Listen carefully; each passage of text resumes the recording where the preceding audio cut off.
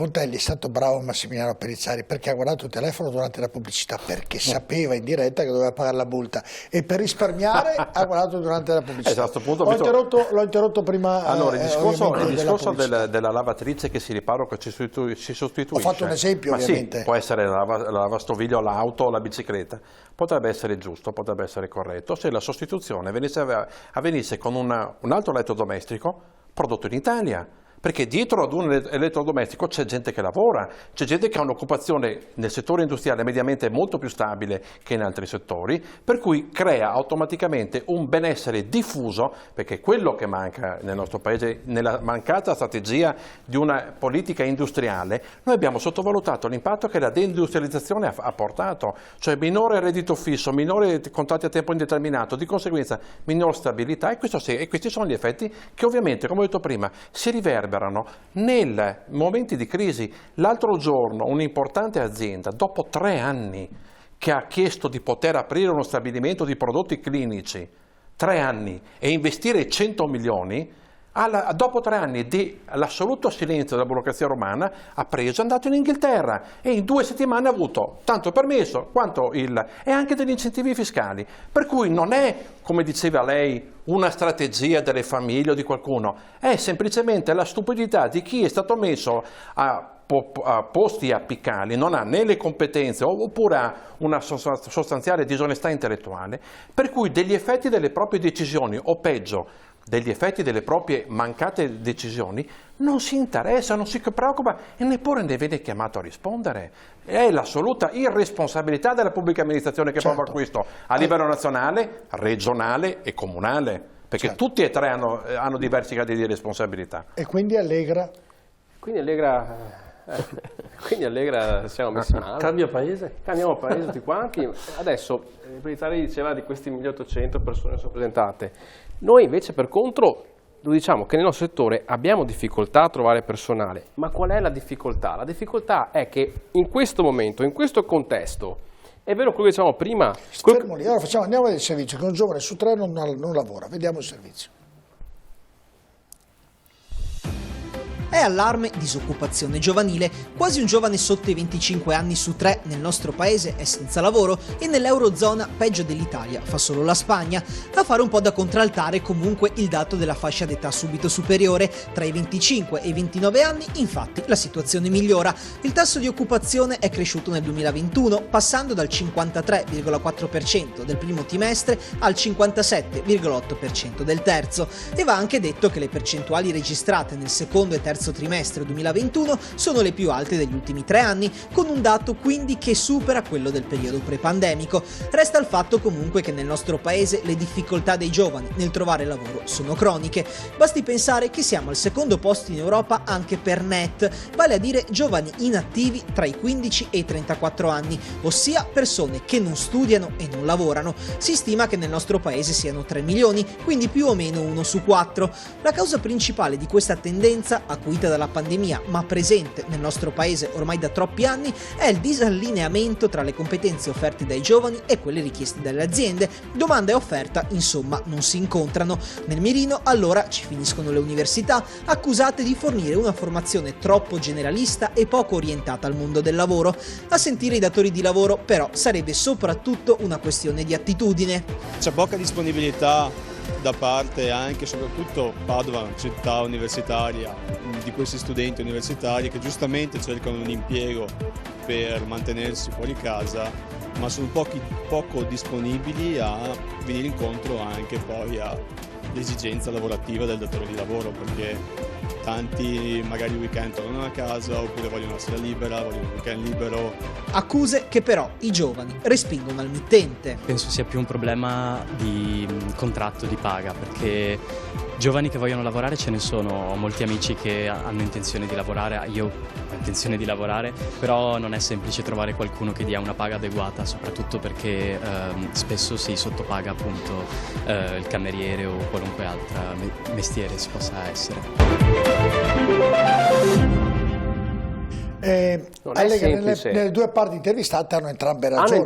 Hanno entrambe ragione, perché c'è un motivo il datore dice non voglio far fatica, il giovane dice rispetto a una volta che si andava a lavoro, c'era l'apprendistato, iniziava a lavorare, si davano un tot finché non imparava, oggi il giovane esige e vuole anche lui un minimo di paga ma ci troviamo in una situazione di congiuntura economica nella quale, allora, noi come ristoratori, è vero, molte attività preferiscono aprire verso fine settimana perché così concentrano nei giorni di lavoro e si evita di avere costi che vanno a essere superiori ai guadagni magari all'inizio della settimana. Abbiamo per contro un'economia che ci sta portando a una crescita esponenziale di tutto quelli che sono luce, acqua, gas, materie prime, acquisti all'interno di un qualsiasi supermercato, e le paghe sono rimaste identiche. E torniamo al cuneo fiscale di cui parlava Albertin. Allora, se c'è un aumento medio del 7% di inflazione e non riusciamo a farlo assorbire almeno dal cuneo fiscale e quindi dire quello che io pago come tasse per il mio dipendente gliele metto direttamente in mano, non riusciremo ad andare da nessuna parte. Lei calcoli che un dipendente che porta a casa 1.300-1.400 euro ne costa 2.500-2.600 attività. Non è che quando dicono paghiamo poco, sono 2.700 euro al mese, senza contare tutta quanta la parte che è il costo del commercialista, il costo quindi mediamente un dipendente ci costa 3.000 euro al mese. Mi risponde alla domanda, Lega. Secondo lei il ragionamento che sta facendo lei, che presumo sia condiviso da tutti gli ospiti qui, il governo lo sa? Ma il problema qui è che il governo, ovvio che lo sanno esattamente, il governo sa quanti scontrini battono. Aspetti un attimo, lo sa, quindi sa tutto. Mi risponda alla domanda, non voglio fare l'interrogazione, però lo sa, giustamente certo lo sa. E secondo lei perché non trovano una soluzione? Allora ho ragione io, ancora di più lei mi sta dando una ragione? No, come no, ho ragione io che il governo sa tutto e cerca di fare qualcosa, il governo o qualcuno, non so chi sia, per impoverire la gente ancora di più, o per rendere appetibile al mercato straniero. Al governo interessa lo status quo, ma vi rendete conto che il governo gestisce quest'anno 900 miliardi di spesa pubblica? Sono 15.000 euro a testa per ogni abitante d'Italia. 900 miliardi di spesa pubblica, è una cifra che è inimmaginabile, ma in Italia ci sono due forme di potere sostanziale, la gestione del credito che va agli istituti bancari e la gestione della spesa pubblica che va tutta intitolata ai responsabili politici, governo nazionale, regionale e comune. La spesa pubblica più ne hai, più i politici ne vogliono, perché ricordiamoci, ci si dimentica, siamo in una congiuntura economica ed è vero. I primi 2 mesi di quest'anno lo Stato ha incassato 4 miliardi e mezzo di extragettito legato all'IVA calcolata su una base imponibile maggiore. Di quei 4 miliardi e mezzo ci ha dato il regalino di togliere 600 milioni al mese per ridurre di 20 centesimi. 500, ecco. Di quei 4 miliardi e mezzo ci ha fatto l'elemosina di togliere 500 milioni al mese e non si parla di 4,5 che è incassato extra bonus. Bene. Lo sanno tutti questo? No, non lo sanno tutti perché lo sanno al governo, ma buona parte della gente non lo sa. Beh, ma il governo lo sanno, giusto? Nessuno lo sa, Pontelli. Esatto, ma è così che mantieni il potere. Il potere lo mantieni quando hai i cordoni della borsa in mano, non quando dai la possibilità ad una persona di avere 1.300, 1.500. Quando lo riduci alla canna del gas e gli dici votami, che ti faccio star meglio. Questa è la logica politica italiana e vale tanto a livello comunale, regionale che nazionale. Il vero potere in Italia è la gestione della spesa pubblica che adesso è di 900 miliardi. Noi non abbiamo dei rappresentanti politici, noi abbiamo dei re a Roma che gestiscono questo potere. Quindi cosa facciamo? Andiamo tutti tanto lì. Capirlo. Umberto, andiamo lì tutti catenati con Bertì che ci fa da capofila, cosa facciamo? No, perché una soluzione bisognerà pur trovare. Allora, io penso che stiamo toccando questioni estremamente complesse. Io giustamente veniamo richiamati al tentativo di indicare una strada. Ecco, io credo sia estremamente complicato perché, come è stato detto, non ci troviamo in questa situazione solo perché è scoppiata la guerra in Ucraina o perché c'è stato il Covid. Diciamo che questi due grossi problemi, anzi anche questa tragedia, ci portano a estremizzare le conseguenze di scelte che si trascinano da decenni nel nostro paese, no? E quindi evidentemente, siccome è la prima cosa da avere chiara, temo che le eventuali politiche per venirne fuori siano politiche di lungo termine, che richiedono quindi non l'atteggiamento diciamo di gestione del denaro pubblico per conservare un consenso, ma per investire sul Paese. Sappiamo che è difficile, ecco. Però io partirei da una cosa che ha detto prima il dottor Pontelli, che a me convince molto, cioè che secondo me attiene a un limite che non è solo però delle forze politiche, anche di noi associazioni di categoria ed è della società italiana nel suo complesso. C'è l'idea che ha prevalso, e condivido molto quello che lui diceva un po' di tempo fa, la suggestione, l'illusione a mio parere che il nostro sia un paese che possa continuare a mantenere gli standard elevati di qualità della vita, di ricchezza, puntando su tante cose ma lasciando le politiche industriali un po' in secondo piano.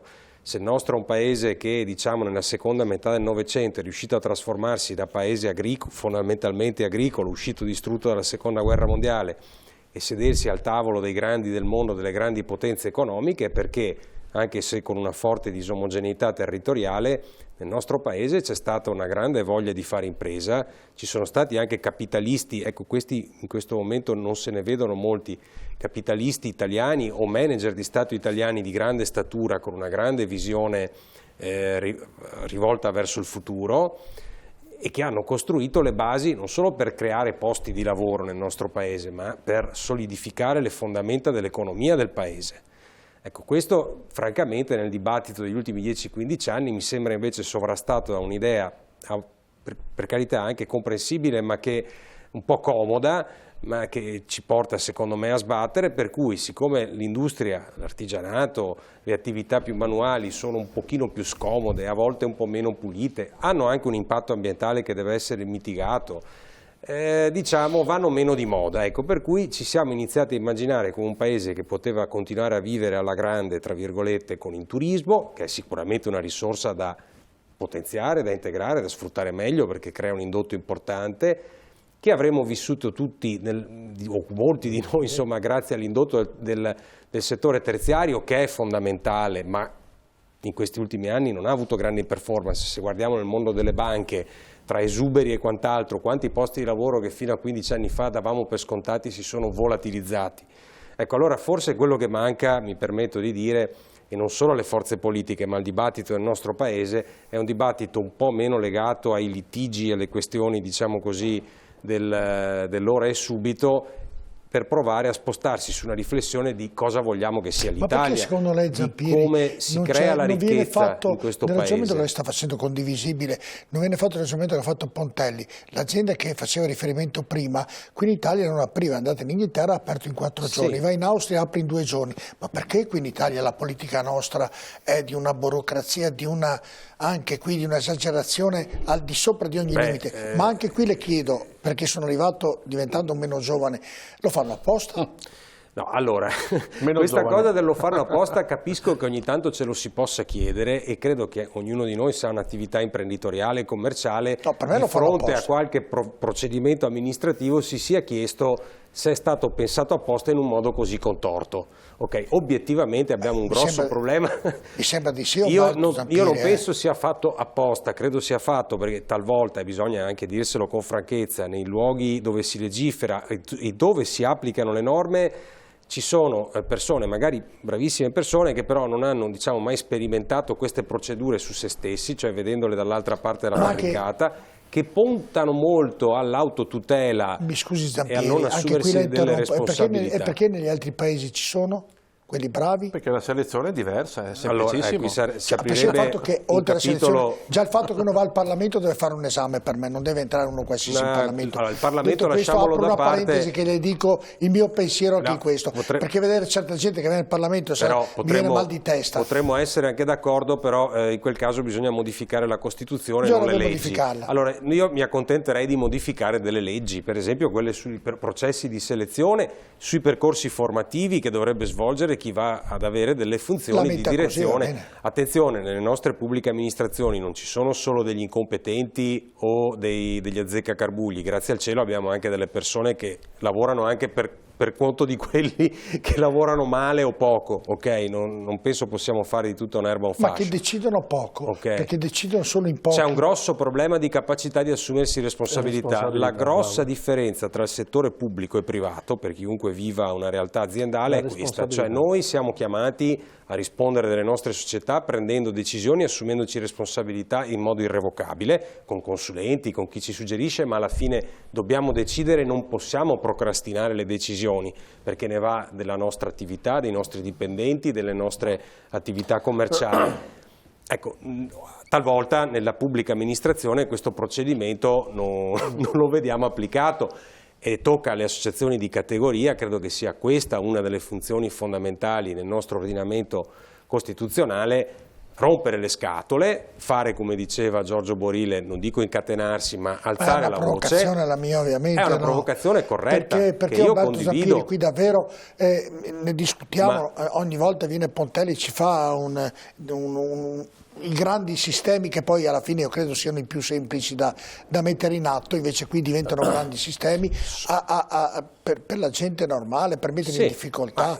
Noi credo che qua dentro le associazioni di categoria abbiano punti di vista diversi su altre cose. Io ho visto sindacalisti, la storia mi indica, e non voglio ritornare da Maria, tantissimi altri, che erano veri sindacalisti, che perché in un paese civile ci vuole chi dirige le aziende, ci vuole il sindacato per fare una situazione come in Germania che funzioni. Qui i nostri sindacalisti sono bravi 3 giorni, poi li chiamano al governo e li chiamano a dirigere. Ho conosciuto amici che erano del sindacato nell'azienda ospedaliera anni fa, sono diventati dirigenti del personale. È chiaro che se funziona così, caro Umberto Zampieri, non cambia la musica, ci vorrebbe il datore di lavoro, ci vuole il sindacato, ci si siede nel tavolo, si ragiona, si raggiunge un obiettivo per il bene di uno e dell'altro, e per il bene del sistema.